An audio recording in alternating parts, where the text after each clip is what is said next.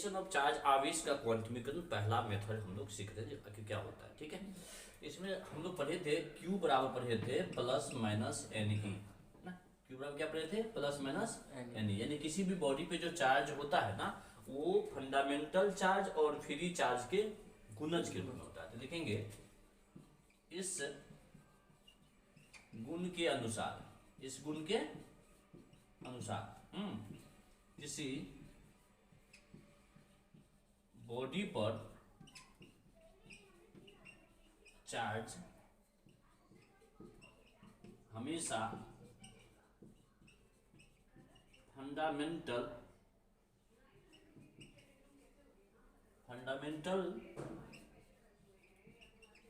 Charge तथा free charge के गुणज के रूप में रहता है।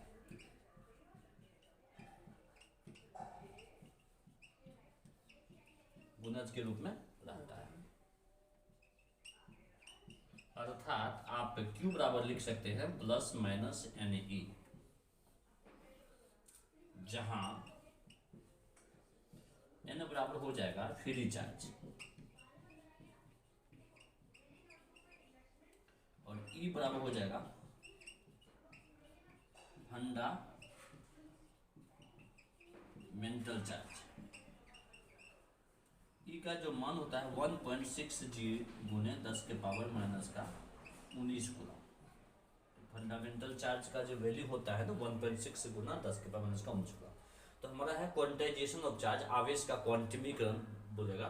तो आप जवाब देंगे इस गुण के अनुसार किसी बॉडी पर जो चार्ज होगा हमेशा फंडामेंटल चार्ज और फ्री चार्ज के गुणज के रूप में रहता है, यानी गुणनफल के रूप में रहता है। इसे ही हम लोग क्या बोलते हैं? आवेश का क्वांटमीकरण कहते हैं। इसको राइट कर लीजिए।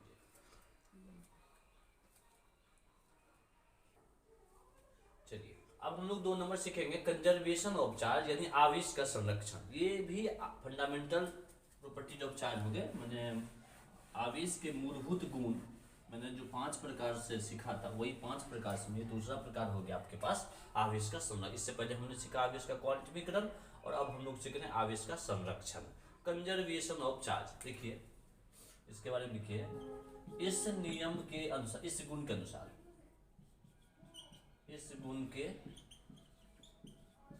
अनुसार किसी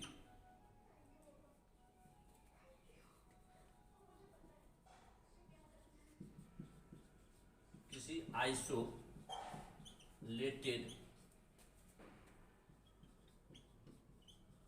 सिस्टम में उपस्थित टोटल चार्ज हमेशा नियत रहता है, कांस्टेंट रहता है ना, नियत होता है मतलब चेंज नहीं होता है। इसी को हम लोग दूसरे तरीका से भी लिख सकते हैं, चार्ज को ना तो उत्पन्न किया जा सकता है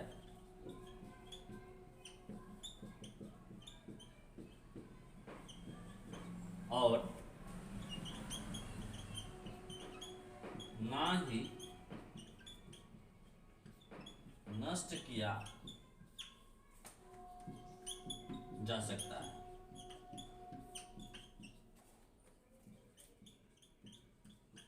इसे केवल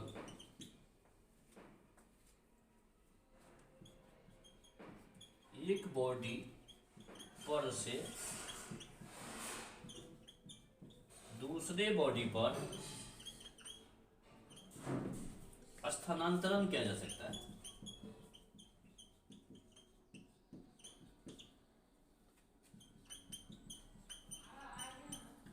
यानी कहने का मतलब है चार्ज को ना तो उत्पन्न करेंगे और ना ही नष्ट करेंगे, इसे केवल एक बॉडी पर से दूसरे बॉडी पर ट्रांसफर करेंगे। इसे ही हम लोग बोलते हैं आवेश का संरक्षण। या आप बोल सकते हैं किसी आइसोलेटेड सिस्टम में उपस्थित जो टोटल चार्ज होगा वो हमेशा कांस्टेंट रहेगा, यानी उसमें कोई चेंज नहीं होगा। ठीक है, तो आप इसे भी लिख लें, आवेश का संरक्षण कहलाता है। चलिए 3 नंबर में देखिए additivity of charge. Additivity of charge, आवेश की योज्यता, यह भी एक गुण है, आधारभूत गुण है आवेश का। आवेश का आधारभूत गुण एडिटिविटी ऑफ चार्ज यानी आवेश की योज्यता, है ना। लिखेंगे इस गुण के अनुसार, इस गुण के अनुसार, आवेश की योज्यता में हम लोग सीख रहे हैं इस गुण के अनुसार है, किसी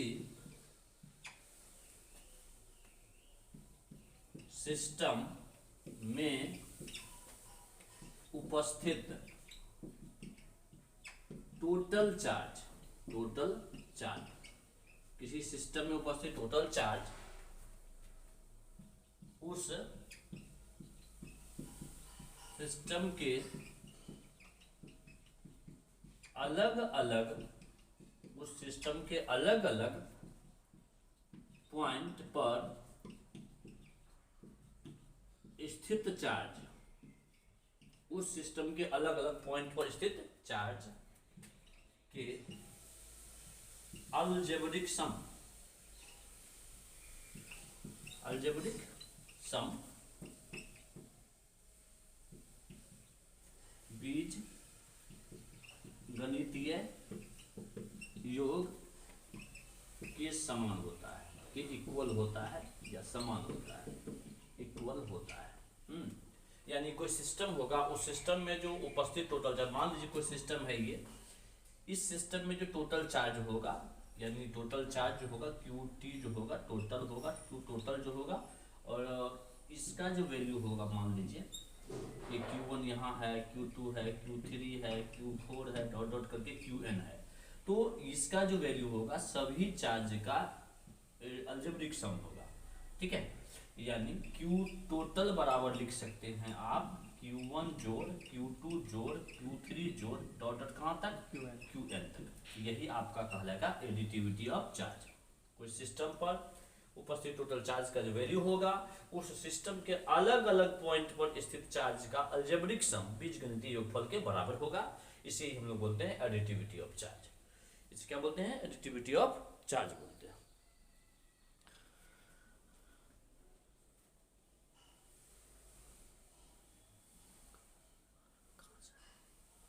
आधारभूत गुण यानी फंडामेंटल प्रॉपर्टी ऑफ चार्ज का अगला पॉइंट देखिए, हम लोग इससे पहले पढ़े हैं quantization of charge, conservation of charge, additivity of charge. अब देखिए हम लोग सीखेंगे इनवेरिएंस ऑफ चार्ज।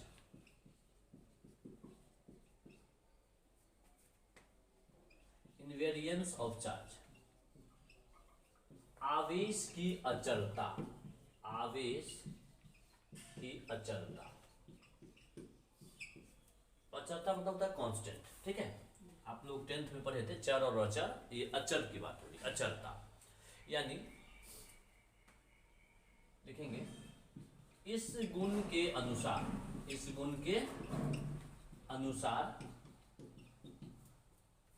किसी एक बॉडी पर से, किसी एक बॉडी पर से अन्य बॉडी पर, अन्य बॉडी पर जब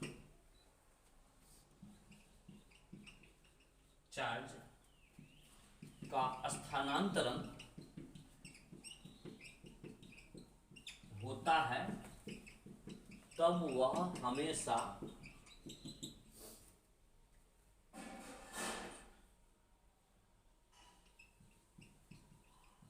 कांस्टेंट रहता है, कांस्टेंट रहता है, अर्थात उसमें कोई चेंज नहीं होता है। मान लीजिए ए कोई बॉडी है और ये मान लीजिए बी कोई बॉडी है। ए यदि बी को 50 इलेक्ट्रॉन दे रहा है, इसका मतलब हो गया बी 50 इलेक्ट्रॉन ही लिया होगा और ए 50 इलेक्ट्रॉन ही दिया होगा। तो ए 50 दिया होगा तो बी को 50 ही मिला। इसका मतलब 50 से यहाँ पे 51 नहीं हो गया, 55 नहीं हो गया, 45 नहीं हो गया, जितना दिया उतना ही वो लिया, यानी ये कांस्टेंट जितना भेजा था रास्ते में 51, 52, 55, 60 नहीं हो गया, 45 नहीं हो गया, जितना भेजा उतना पहुंच गया। इसी को हम लोग बोलते हैं अचलता। क्या बोलते हैं? अचलता। यानी एक बॉडी पर से दूसरे बॉडी पर जब चार्ज का स्थानांतरण होगा, ट्रांसपोर्ट होगा, तब वो हमेशा क्या रहेगा? कांस्टेंट रहेगा। इसे ही हम लोग बोलते हैं इनवेरिएंस ऑफ चार्ज बोलते हैं। इसको आप लिख लीजिए।